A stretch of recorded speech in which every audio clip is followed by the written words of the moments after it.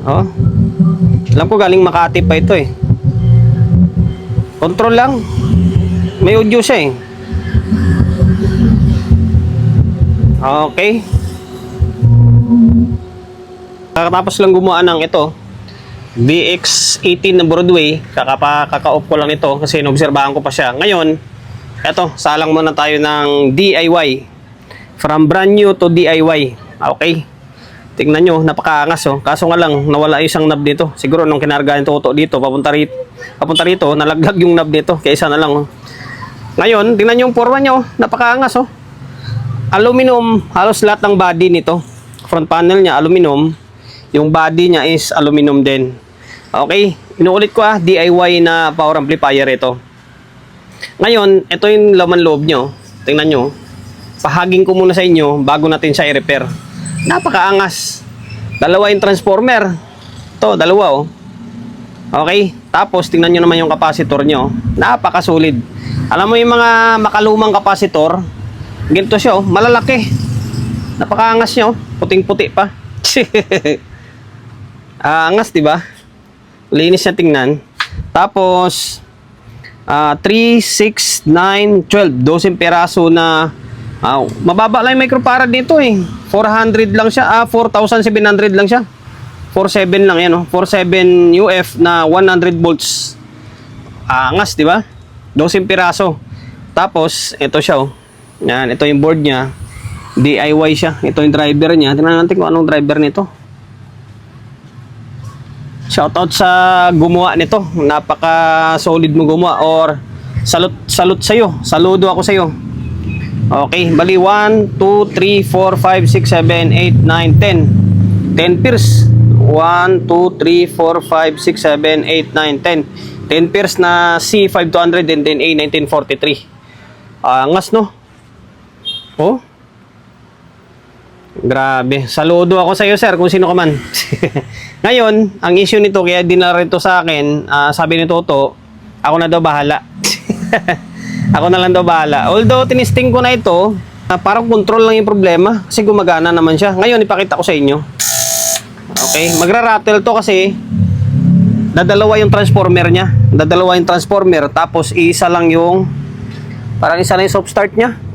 Ano, tingnan muna natin. Oh, saan yung relay? Relay ba yan nandun o soft start yun? Parang relay ata ng amplifier yun. Nandun. Siguro dito baka soft start ito. Ito lang, baka isa lang yung soft start niya sa dalawang transformer kaya hirap. Although mag-on din yan.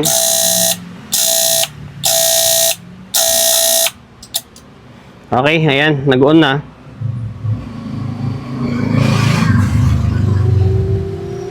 Yan, lakas ng fan, no? Lakas ng fan, ano to? Pabuga?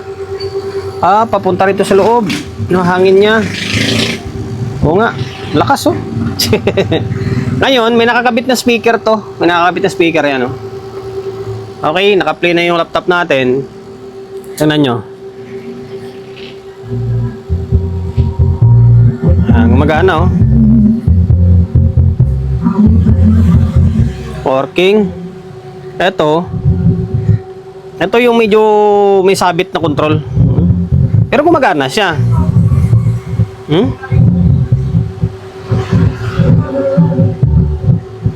Ba? Siguro yung nagpagawa nito sa pinagawan din ng amplifier na to nung baka wala na, or hindi natin alam bakit dito dinala sa atin. Oh. Alam ko galing Makati pa ito eh. Control lang. May audio siya eh.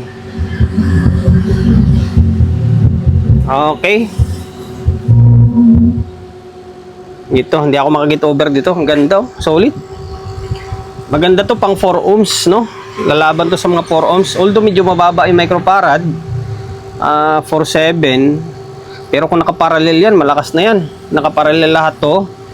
4.7, 8. Nasa 12,000 may git na. Malakas na yan. Kung sabihin na lang natin kung supply nito, nasa 55 BEC lang. Taas naman ang pirahe niyan. Okay, palitan natin. Control lang. Problema nito. Oh. Okay, palitan natin. Natanggal ko na yung control. Ito 10K. 10K na ordinary.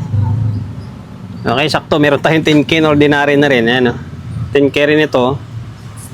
Ngayon, may bibigay ko na tips sa mga baguhan lang. Sa mga baguhan lang sa mga master basic na lang sa kanila ito.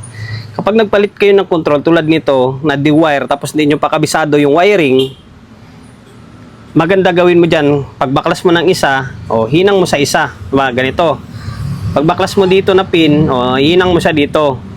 Tapos pagbaklas mo ng pangalawang pin, hinang mo sa may pangalawang pin. Para hindi ka malito, hindi magkabali-baliktad. Okay, kapag baguhan ka pa lang siyempre. Pero kapag kabisado mo na is, kadali na lang yan. Kahit sa akin, kahit ba tatanggalin to, is kabisado ko na pag ganito siya, kapag nakaganito kasi yan, ground, in sa dulo, tapos sa gitna na yan is out. Okay, ground, out, tapos in. Okay, ngayon, ituturo ko sa inyo yung ganong style. Pinalitan ko na. Tapos, nilagyan natin ng shrinkable tube. Ito, medyo umiinit agad Ayan, para mas matibay siya. Okay, may tube na yan. May shrinkable tube. Yan, 10K 10K. 10K, tapos ito yung pinalitan natin. Okay, 10K rin naman to. Ordinary lang. Ngayon, lagyan natin ng tape to para mas matibay. Tapos balik natin, tapos testing natin Balik na natin yung control. Bago yan yan Problema na lang natin ito is knob. Mangyari siguro nito, palitan na lang ng knob to. Wala nung dumating dito sa akin to, wala nang knob dito Isa na lang talaga Palitan na lang, hanapan na lang na ibang knob to. Okay, bago yan Yan. Binalot ko lang ng tape para hindi pasukin ng alikabok. Ngayon, naka 220. 220 natin para hindi mahirapan yung bulb natin.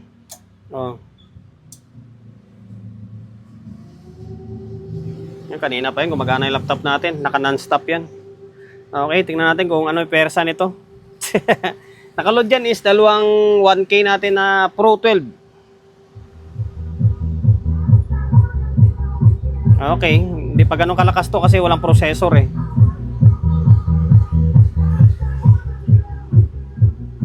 Medyo mahina yung ilaw ng isa Compare mo dito Diba? Mas maliwanag ito. Mas maliwanag ito compare dito. Try nga natin ni Kwan. Pagpalitin. Bakit parang mas mahina yung isa? Okay. Dahil lang dahil naka-stereo lang tayo. Lipat natin. Pagpalitan natin yung input niya. Or baka yung ilaw lang din talaga siguro. Medyo hindi pantay. Medyo mahina yung ilaw ng isa. Try lang natin. Okay. Ayan. Pagpalitan natin yung input. Stop start nito. Sabay yung on niya. Okay. Mahina talaga. Pero sa tunog, pantay lang sila. Pantay lang sila sa tunog. Ngayon, yung pa naman yung lipat natin. Yung speaker. Kala pantay lang yung tunog niya. Pero parang malabo yung isa. Natin pagpalitin ko lang. Okay. Pagpalitin natin yung speaker. Okay, hirap. Tika lang. Okay, pinagpalit ko na yung speaker Ngayon. Okay. Parang walang delay yung start.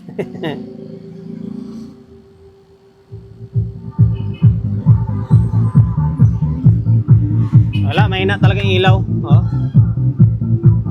Pero mo dito, magkaiba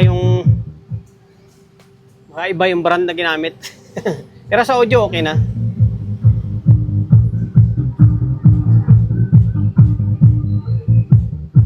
Try ko nga Kwan. Try natin palitan to. Paano kaya to? Okay. Parang mahina yung isa okay. Lumubo pala. Lumubo yung kapasitor. Tanggalin ko muna. Pakita ko sa inyo. Okay, tinanggal ko siya. Ito. Focus ka. 35. Yung value nito is 35 by 220. Yan, 35 by 220. Pinilit ko na nga siyang inangat ng dito lang oh, kasi mahirap siya baklasin. Kaso ang problema, yung ibang ilaw, putol na yung paa niya dahil sa kalawang oh. Putol na yan oh. Saan yan? Sa mic clip. Maaari siguro talagang tanggalin na lang natin tapos palitan yan. Palitan ko muna. Pati itong kapasitor oh. Okay, ayan oh, tinanggal ko na siya oh. Kinain pala ng kalawang dahil sa rugby. Yun oh, putol na. Kinain ng kalawang dahil sa rugby. Okay, yung naiwan na lang is yung pula, yung active. Kaso pag angat ko na putol na rin eh. Kunti na lang yung ininga niya. Ngayon, palitan natin. Problema nito ay gayahin na lang natin sa kabila. Kasi wala nang guide dito. Okay. Ikan ko muna. Tawag nito. Palitan ko muna itong mga ilaw. Napalitan ko na yung mga ilaw. Sana umabot yung medyo maiksi na yan. Oh.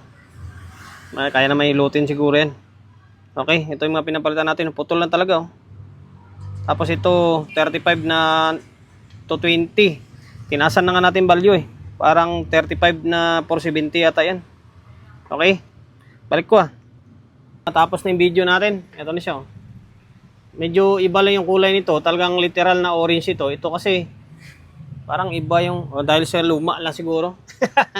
Ito kasi bago yung ginamit natin eh. Ito green, yellow o orange ba yan? Pula. Okay. Ulit. O yan. Sobrang liwanag oh. May liwanag. Dito kasi mga luma na to eh. Although buo pa yan. Hindi naman kinakalawang. Dito sa may kabilang side lang. Ngayon, ayan, lumiwanag na yung ilaw oh. Para mo rin sa kanina. Ayan, dalawa. Oh, di ba? Pantay na yung ilaw niya. May ilaw na rin clip. Tapos yung kabila, may ilaw kayong clip niyan. Meron din.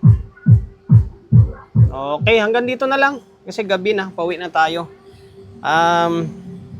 Yan lang, ito lang yung mga ginawa natin eh. Palit na ng control, tapos ito. Binalitan natin yung mga indicator niya kasi kinalawang na. Tapos ito, pumutok ko. Kapasitor. Okay, hanggang dito na lang. Sana nakapagbigay.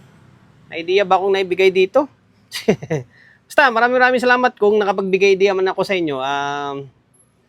Mas mabuti.